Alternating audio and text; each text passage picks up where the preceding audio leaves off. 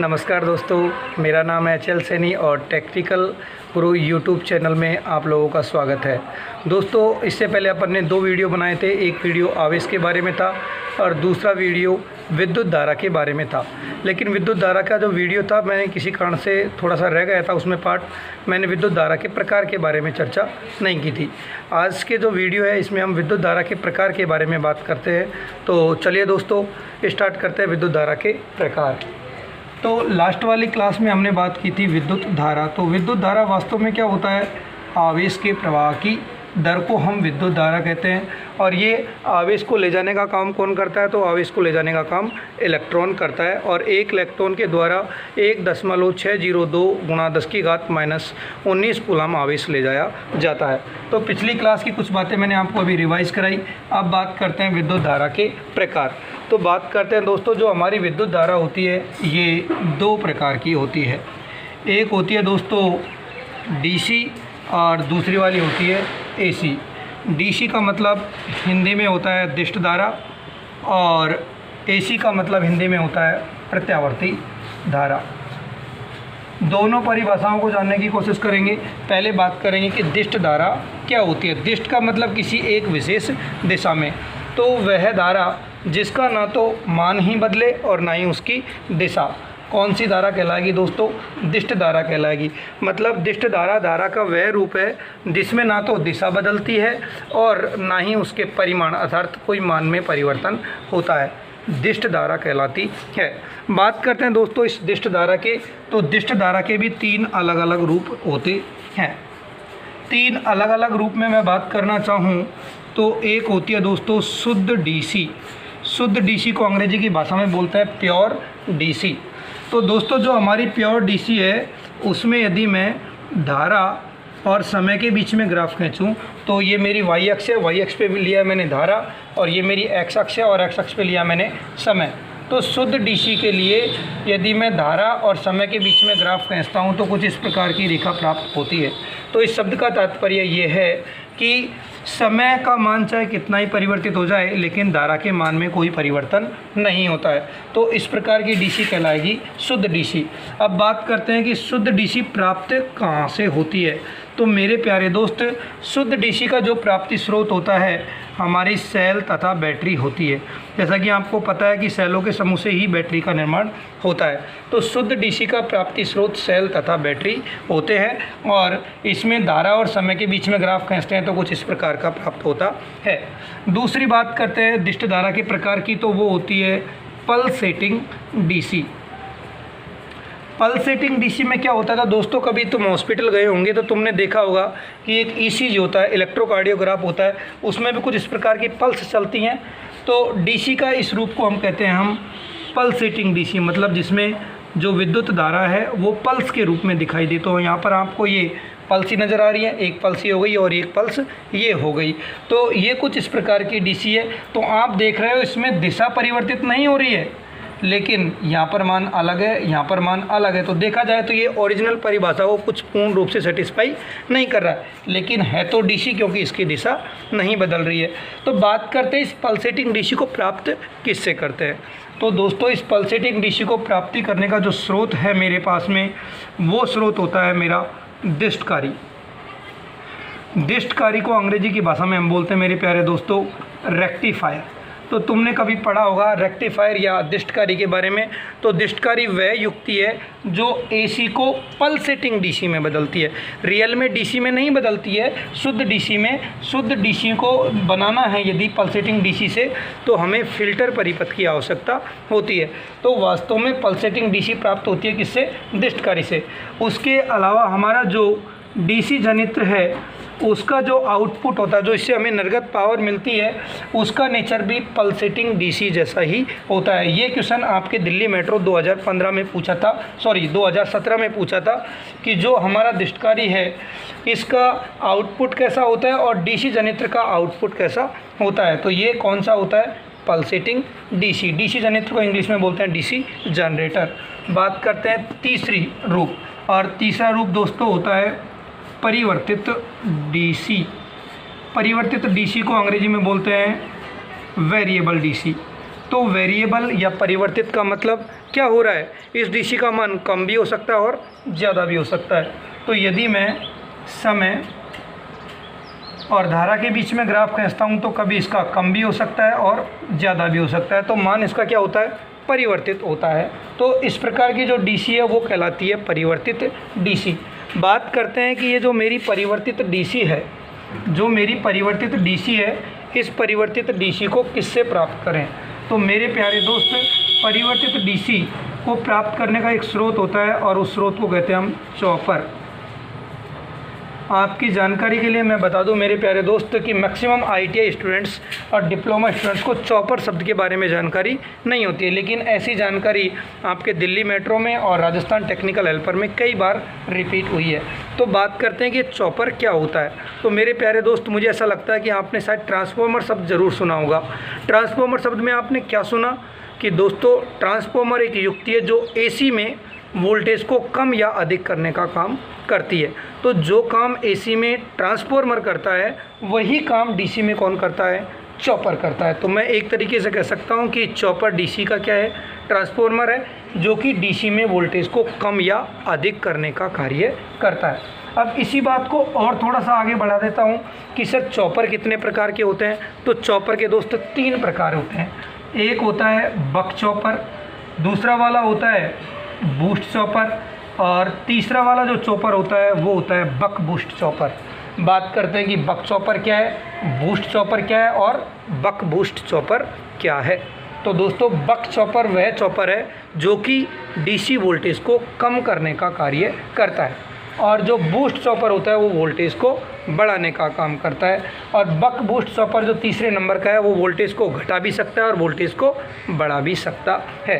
तो ये तो छोटी सी चर्चा हमने किसके बारे में की, जो डीसी है, जो दिष्ट धारा है, उसके प्रकार के बारे में। तो इन शॉर्ट मैं आपको यदि समझाने की कोशिश करूं तो दिष्ट धारा वह होती है जिसका न तो मान बदलता है और ना ही उसकी दिशा परिवर्तित होती है, दिष्ट धारा कहलाती है। इसके 3 रूप होते हैं। एक शुद्ध डीसी जिसका प्राप्ति स्रोत सेल तथा बैटरी है, दूसरी है पल्सेटिंग डीसी जिसके प्राप्ति स्रोत डीसी जनित्र और दिष्टकारी है, और तीसरी है परिवर्तित डीसी जिसके प्राप्ति स्रोत चॉपर है। चॉपर के 3 प्रकार होते हैं, एक बक चॉपर, दूसरा बूस्ट चॉपर और तीसरा बक बूस्ट चॉपर।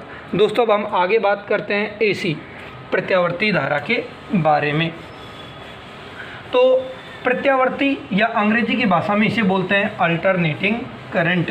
तो अल्टरनेटिंग, जैसे कि अपन 8वीं क्लास में 10वीं क्लास में पेपर देते थे तो क्या बोलते थे कि मेरे पेपर अल्टरनेट में एक दिन छोड़ के एक दिन है।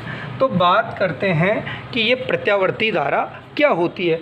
तो प्रत्यावर्ती धारा का वह रूप है जिसमें दिशा भी बदलेगी और उसका मान भी परिवर्तित होगा। कौन सी धारा कहलाएगी, प्रत्यावर्ती धारा कहलाएगी। दोस्तों, जो मेरी प्रत्यावर्ती धारा है, इस प्रत्यावर्ती धारा की भी अलग अलग प्रकार की तरंग होती हैं। बात करते हैं प्रत्यावर्ती धारा की तरंगों के बारे में थोड़ी सी जानकारी। तो पहली और सबसे इम्पोर्टेंट होती है ज्यावक्रीय तरंग। अंग्रेजी की भाषा में बोलते हैं साइन वेव या साइनोसॉइडल वेव। तो ज्यावक्रीय तरंग क्या होती है। तो मेरे प्यारे दोस्त, ज्यावक्रीय तरंग का मतलब कुछ इस प्रकार की तरंग से होता है।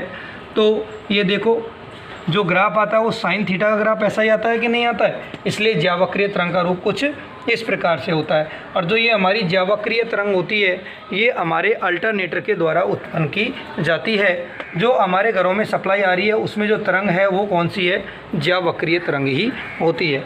तो दोस्त, ये तो ज्यावक्रीय तरंग है। आवश्यकता के अनुसार यदि हमें कहीं ज़रूरत पड़ती है तो हम वर्गाकार तरंग भी पैदा कर लेते हैं, जैसे कि हमें सीआरओ में ज़रूरत पड़ती है। तो ये कौन सी हो गई मेरी, वर्गाकार तरंग। और तीसरी वाली जो तरंग होती है उसे हम बोलते हैं त्रिभुजाकार तरंग बोलते हैं, अंग्रेजी की भाषा में ट्रायंगुलर वेव, या इसी का एक दूसरा नाम और होता है जिसे हम बोलते हैं आरीदांत तरंग, या अक्सर आईटीआई वाले बच्चे बोलते हैं इसे सॉटूथ वेव। तो ये सॉटूथ नहीं है, सॉटूथ वेव होती है। और इसी का एक तीसरा नाम और होता है और वो होता है ट्रेपेजोइडल वेव। तो दोस्तों, ये तीनों नाम है, ये एक ही नाम है। इसमें तरंग कैसी होती है, तो मेरे प्यारे दोस्त कुछ इस प्रकार की तरंग होती है। तो ये जो वेव है ये कैसी है, तो त्रिभुजाकार बोल दो, चाहे आरी दांत। आरी दांत तुमने देखते हो कि दांते होते कि नहीं होते आरी के, ऐसे ही होते हैं खाने जैसे, तो हो रहे हैं कि नहीं हो रहे, कुछ आरी दांत जैसा ही रूप दिखाई दे रहा है कि नहीं दे रहा है। ये जो वर्गाकार तरंग है और ये जो त्रिभुजाकार तरंग है, इन दोनों तरंगों को जब ज़रूरत पड़ती है, आवश्यकता होती है, तब जाके उत्पन्न किया जाता है। इसके लिए विभिन्न प्रकार के जनरेटर काम में लेते हैं, जैसे पल्स जनरेटर हो गया या ट्रायंगुलर वेव जनरेटर्स हो गया। लेकिन सामान्यतः जो हमारा अल्टरनेटर पैदा करता है वो ज्यावक्रीय तरंग पैदा करता है। तो दोस्तों ये तो थे हमारे विद्युत धारा के प्रकार के बारे में चर्चा, जो हमने पिछली क्लास में रह गया था, उस टॉपिक को अभी कंप्लीट किया है। तो ये तो थे विद्युत धारा के प्रकार। दोस्तों यदि आपको मेरी ये वीडियो सीरीज़ पसंद आ रही हो ना, तो इस चैनल को सब्सक्राइब करना ना भूलें, और उसके जो सब्सक्राइबर के बगल में जो बेल आइकन होता है उसको भी प्रेस करके रखें, ताकि आने वाले वीडियो की आपको नोटिफिकेशन पहले से ही मिल जाए। दोस्तों ये वीडियो ITI स्टूडेंट्स के लिए ही उपयोगी नहीं है, ये वीडियो है ये 10वीं क्लास के बच्चों जिसके विद्युत धारा चैप्टर है उसमें भी उपयोगी है। 12वीं क्लास के बच्चे जो साइंस स्ट्रीम के बच्चे हैं, जो फिजिक्स और बायोलॉजी के हैं, तो उनके लिए फिजिक्स के लिए भी ये उपयोगी टॉपिक्स हैं। तो ये टॉपिक सभी स्टूडेंट्स के लिए कारगर है, जहाँ तक कि पॉलिटेक्निक के बच्चों के लिए भी ये बहुत ज़्यादा इंपॉर्टेंट चीज़ है, और बीटेक जो वाले स्टूडेंट जो कि इंग्लिश मीडियम के बच्चे होते हैं, लेकिन ये फंडामेंटल चीज़ है, ये सभी को आनी चाहिए। कई बार होता क्या है कि पेपर बहुत अच्छा होता है और पेपर करते भी है, लेकिन छोटे क्वेश्चन हल नहीं हो पाते हैं। तो उसका एक ही कारण है कि हमारा फंडामेंटल, हमारा बेसिक क्लियर नहीं है। तो मेरा मेन उद्देश्य है पहले बेसिक क्लियर करना, उसके बाद में आगे की चीज़ों को जानना। तो दोस्त अपन ने अभी तक 2 टॉपिक पढ़े हैं, एक आवेश और एक विद्युत धारा। अब इनसे जुड़े अपन न्यूमेरिकल के बारे में भी चर्चा करेंगे, क्योंकि न्यूमेरिकल से ही पता लगता है कि अपन ने कितना सीखा है। नहीं तो अदरवाइज़ क्या होता है कि अपन बच्चे रट लेते हैं और बाद में पता लगता है कि एग्ज़ाम में तो कुछ हो ही नहीं पा रहा है। तो वो तभी संभव है कि जो थ्योरी पढ़ रहे हैं उसको साथ के साथ में न्यूमेरिकल से रिलेट करके चले। तो अब क्लास में अपन बात करेंगे न्यूमेरिकल के बारे में चर्चा, इसलिए मेरे थंबनेल में भी मैंने लिखा है कि विद न्यूमेरिकल, न्यूमेरिकल सहित। चलो एक छोटा सा न्यूमेरिकल मैं लिखता हूँ, आप सभी लोग पेन कॉपी लेके साथ में बैठें और इस क्वेश्चन को हल करें, और इसका जवाब भी आप कमेंट सेशन में करें मुझे। तो एक क्वेश्चन मैं लिख रहा हूँ, किसी चालक में 20 कूलम आवेश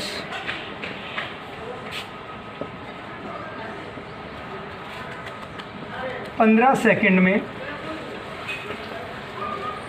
प्रवाहित होते हैं, तो बताइए विद्युत धारा का मान क्या होगा। मेरे प्यारे दोस्तों सबसे बेसिक और आसान टाइप का क्वेश्चन है, इससे ज़्यादा आसान क्वेश्चन नहीं हो सकता। क्वेश्चन क्या है कि यदि किसी चालक तार में 20 कूलम आवेश 15 सेकंड में प्रवाहित हो रहे हैं, तो विद्युत धारा का मान क्या होगा। तो मेरे प्यारे दोस्त इस टाइप के क्वेश्चंस को जब भी आप हल करना चाहें, इनका सॉल्यूशन करना चाहें, तो ITI के स्टूडेंट जो पहली बार सीखने की कोशिश कर रहे हैं उनके लिए सबसे उपयोगी चीज़ ये है कि जो चीज़ दे रखी है उसको पहले लिखें। तो क्वेश्चन में क्या दे रखा है, आवेश का मान। आवेश को किससे दर्शाते हैं, Q से, और आवेश का मान कितना है 20 कूलम, और ये आवेश प्रवाहित होने में समय कितना लग रहा है 15 सेकंड का। मेरे प्यारे दोस्त आवेश का SI मात्रा क्या होता है कूलम, और समय का SI मात्रा क्या होता है सेकंड। तो क्या इसमें किसी प्रकार की कोई झाड़ फूंक करने की ज़रूरत है क्या, तो शायद जवाब आएगा नहीं। क्यों, क्योंकि ये भी SI मात्रक है और ये भी SI मात्रक है। पूछना चाह रहा है विद्युत धारा के बारे में। तो दोस्तों I बराबर होता है Q/T, मतलब आवेश के प्रवाह की दर। आवेश का मान 20 और समय का मान 15। 5 से काटेंगे तो 5 चौके 20 और 5 तिया 15, तो 4 1 3 एकम 3, और फिर बचेगा 3 तिया 9, 3 तिया 9, मतलब 1.33 एम्पियर। तो ये एक बहुत आसान और सबसे आसान टाइप का क्वेश्चन था।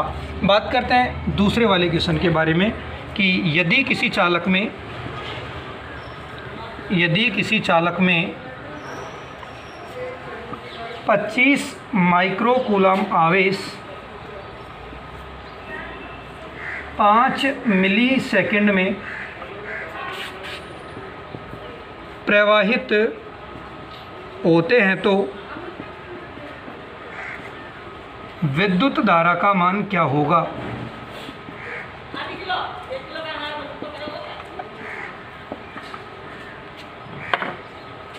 देखिए बात क्या की गई है कि चालक में आवेश का मान दे रखा है और वापस से समय भी दे रखा है। तो देखते हैं क्वेश्चन का सॉल्यूशन क्या होगा। तो मेरे प्यारे दोस्त, इसमें दे रखा है आवेश का मान और वो भी कितना दे रखा है 25 माइक्रो कूलम। तो 99% बच्चों को तो यही पता नहीं होगा कि सर ये माइक्रो किस बीमारी का नाम है। तो दोस्तों माइक्रो शब्द का मतलब होता है 10⁻⁶। माइक्रो को रिप्रेजेंट करते हैं म्यू से और माइक्रो का मतलब होता है 10⁻⁶। तो आवेश का मान हो गया 25, माइक्रो का मतलब 10⁻⁶ और कूलम। तो ये तो आवेश का मान हुआ। ये आवेश कितने समय में प्रवाहित हो रहा है, तो 5 मिली सेकेंड। तो 5 की जगह 5 और मिली का मतलब होता है 10⁻⁻3। तो जिन दोस्तों को पता नहीं है, मिली को स्मॉल m से लिखते हैं और मिली का मतलब होता है 10⁻⁻3। तो दो शब्द आपके सामने आए, एक माइक्रो और दूसरा मिली। तो आपको ये पूछना चाह रहा है धारा, और धारा क्या होती है Q/T। तो देखिए आवेश का मान 25 × 10⁻⁻6 और समय का मान कितना है 5 × 10⁻⁻3। जो हमारी घात है उनके बारे में चर्चा बाद में करेंगे, पहले सामान्य संख्या से निपटते हैं। 25 में 5 का भाग दोगे तो कितना आएगा 5। ऊपर कितना बच रहा है 10⁻⁻6। दोस्त नीचे वाली घात को ऊपर लेके जाता हूँ तो उसको हमेशा क्या करता है, चिन्ह बदलता है। तो ये -3 है, ऊपर लेके जाऊँगा तो ये कितना हो जाएगा +3। देखो इसका आधार भी 10 है और इसका आधार भी 10 है। तो जब आधार समान हो और संख्या के रूप में हो, संख्या गुणा के रूप में है, तो घात आपस में जुड़ जाती है। तो -6 और +3 तो कितना बचेगा -3।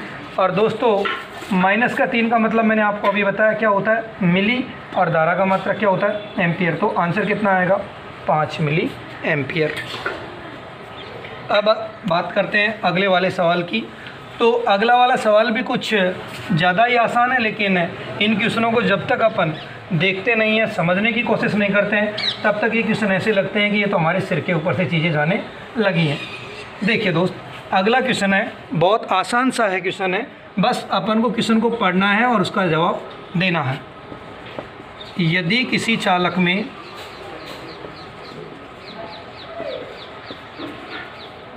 5 × 10⁻16 इलेक्ट्रॉन 5 × 10⁻16 इलेक्ट्रॉन 10 सेकंड में प्रवाहित होते हैं तो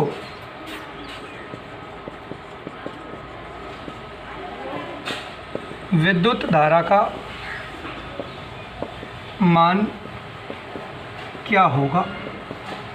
क्वेश्चंस क्या है, दोबारा से रिपीट करता हूँ कि यदि किसी चालक तार में 5 × 10⁻16 इलेक्ट्रॉन 10 सेकंड में प्रवाहित होते हैं तो विद्युत धारा का मान क्या होगा। अब क्वेश्चन में गौर करना कि इसमें आवेश का मान दे रखा है कि इलेक्ट्रॉन का मान दे रखा है। तो दोस्तों इसमें दे क्या रखा है, इलेक्ट्रॉन का मान। तो इलेक्ट्रॉन की संख्या को किससे दर्शाते हैं, n से। जो हमारी इससे दूसरे नंबर की जो क्लास हुई थी फर्स्ट नंबर की, उसमें मैंने बोला था कि इलेक्ट्रॉन की संख्या को किससे दर्शाते हैं, n से। तो इलेक्ट्रॉनों की संख्या कितनी है 5 × 10⁻16 इलेक्ट्रॉन है मेरे पास। ओके, ये इलेक्ट्रॉन कितने समय में प्रवाहित हो रहे हैं, तो जवाब आएगा 10 सेकंड में। मेरे प्यारे दोस्त, क्या आपके पास में आवेश का मान है, तो जवाब आएगा सर आवेश का मान नहीं है। पूछना क्या चाह रहा है, विद्युत धारा का मान। दोस्त जब भी लिखना सीखो, जब भी क्वेश्चन सॉल्व करना सीखो, तो सबसे पहले जो चीज़ दे रखी है उसको लिखना सीखना चाहिए। तो धारा क्या होती है, I = Q/T। मतलब यदि धारा चाहिए तो मुझे क्या चाहिए, आवेश का मान। आपने देखा था कि आवेश और इलेक्ट्रॉनों की संख्या के बीच में एक छोटा सा रिश्ता होता है, और वो रिश्ता होता है Q = N × E। और बच्चों की तरह भी कर सकते हो, जैसे अपन बोलते थे कि एक पेन का मूल्य 2 रुपये है, तो 2 पेन का मूल्य ज्ञात करने के लिए 2 से गुणा करते थे। ऐसे ही आपको पता है कि एक इलेक्ट्रॉन पर आवेश का मान कितना होता है, एक इलेक्ट्रॉन पर आवेश का मान कितना होता है 1.6 × 10⁻⁻19 कूलम। तो कितने इलेक्ट्रॉन की बात कर रहा है, 5 × 10⁻16 इलेक्ट्रॉन के बारे में चर्चा कर रहा है। तो आवेश का मान निकाल सकते हैं दोस्त। 16 × 5 करूँगा तो 16 × 5 = 80, और ये प्लस का 16 और ये माइनस का 19, दोनों का आधार कितना है 10, तो घात आपस में जुड़ेंगी। प्लस का 16 और माइनस का 19 करूँगा तो कितना बचेगा मेरे पास में, माइनस का 3। मतलब आवेश का मान कितना है, 8 × 10⁻³ कूलम। अब आपके पास में आवेश का मान आ गया तो क्या समय का भाग लगाने पर धारा का मान प्राप्त नहीं होगा, तो आसानी से प्राप्त हो जाएगा। मेरे प्यारे दोस्त Q का मान कितना दे रखा है, 8। जीरो को लगाओ चाहे मत लगाओ पॉइंट के बाद में, 10⁻³ और ये कितना है, समय का मान 10 सेकेंड। तो देखिए 10 का भाग लगाने का मतलब कितने अंक छोड़ के पॉइंट लगाना, 1 अंक छोड़ के पॉइंट लगाना। तो ये कितना हो जाएगा, 0.8 और 10⁻³ तो 0.8 का 0.8 और 10⁻³ का मतलब होता है मिली और धारा का मात्रक होता है एम्पियर। तो इस क्वेश्चन का आंसर कितना आएगा, 0.8 मिली एम्पियर। मैं ऐसा क्यों कर रहा हूँ दोस्त बार बार में, कभी मिली और कभी माइक्रो, क्योंकि आप यदि पिछली सालों के पेपर उठाओगे तो आपको साफ नज़र आएगा कि आपका जो क्वेश्चन पेपर आ रहा है उसमें मिली और माइक्रो में ही आंसर ज़्यादा दिए जा रहे हैं। इसलिए ITI के स्टूडेंट्स को मिली माइक्रो में कन्वर्ट करना आना चाहिए, ठीक है। और नेक्स्ट क्वेश्चन के बारे में चर्चा करते हैं। शायद आशा करता हूं कि आपको ये क्वेश्चन समझ में आ रहे होंगे। यदि आपको ये वीडियो पसंद आ रहा है तो इसे लाइक ज़रूर करना मेरे प्यारे दोस्त, और अपने दोस्तों में भी इसको ज़्यादा से ज़्यादा शेयर करो। यदि तुम इसको शेयर करोगे और शेयर करने से यदि उसको कुछ ज्ञान प्राप्त होता है तो समझ लो कि ये भलाई का कार्य आपके द्वारा किया जा रहा है, और एक शेयर करने पे आपको कोई परेशानी होने वाली नहीं है। तो दोस्त एक और क्वेश्चन आज की क्लास में जिसके बारे में मैं चर्चा करने जा रहा हूँ, जो कि टेक्निकल हेल्पर में पूछा गया था। देखिए क्वेश्चन ये था कि यदि किसी चालक में 10 एम्पियर की धारा 1 मिनट तक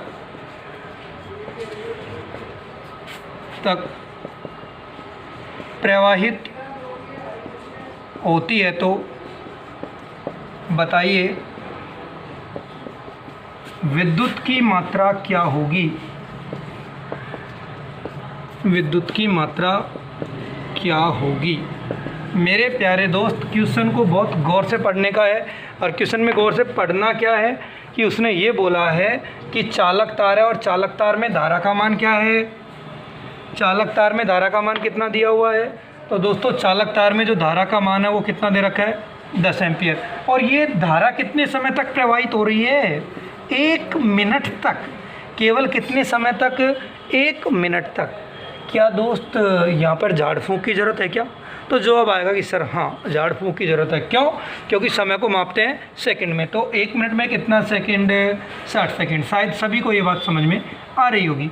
मेन मुद्दा है विद्युत की मात्रा। तो विद्युत की मात्रा क्या है, तो दोस्तों विद्युत की मात्रा का मतलब किसका प्रवाह, आवेश का प्रवाह। तो क्वेश्चन पूछना क्या चाह रहा है, आवेश के बारे में पूछना चाह रहा है। 99% बच्चों को ये समझ में नहीं आता कि विद्युत की मात्रा किस बीमारी का, किस बला का नाम है। तो विद्युत की मात्रा किसकी चर्चा करता है, आवेश के बारे में। तो दोस्तों आपने पढ़ा ही होगा कि I बराबर क्या होता है, Q/T। यदि मुझे Q का मान चाहिए तो I को किससे गुणा करना पड़ेगा, T से। तो दैट्स कॉल्ड Q बराबर क्या आ जाएगा, I × T। देखो धारा का मान कितना है, 10 एम्पियर, और समय का मान कितना दे रखा है, 1 मिनट नहीं 60 सेकंड। तो कितना हो जाएगा, 600। तो धारा का मात्रक क्या होता है, एम्पियर, और समय का मात्रक क्या होता है, सेकंड। तो दोस्तों आवेश का मान कितना हो जाएगा, 600 एम्पियर सेकंड। और ये एम्पियर जो सेकंड होता है वो किसके तुल्य होता है, कूलम के तुल्य होता है। तो दोस्तों ये आज की क्लास के कुछ न्यूमेरिकल थे जिनके बारे में मैंने आपसे चर्चा की, और एक न्यूमेरिकल आप लोगों के लिए जिसको आपको सॉल्व करना है, और इसका आंसर मुझे कमेंट सेशन में ज़रूर देना है। तो आज लास्ट क्वेश्चन है आज की क्लास के लिए। उस लास्ट क्वेश्चन को आप सभी को रिप्लाई चाहिए मुझे, क्योंकि वीडियो को देखने से ही कुछ नहीं होता। आप क्या करते हो कि बिस्तर पे लेटे और वीडियो देख रहे हो, लेकिन जब आपको कोई थ्योरी का पार्ट सीखना हो तो उसमें पेन कॉपी हाथ में होनी चाहिए, तभी आप कुछ कर पाओगे। अन्यथा आप ना तो कुछ सीख पाओगे, सिर्फ देखते रहोगे, और देखते रहने से कुछ होने वाला नहीं है। बात करते हैं आज की क्लास का एक वीडियो जो आपके लिए एक तरीके से होमवर्क समझो, और वो क्वेश्चन ये है,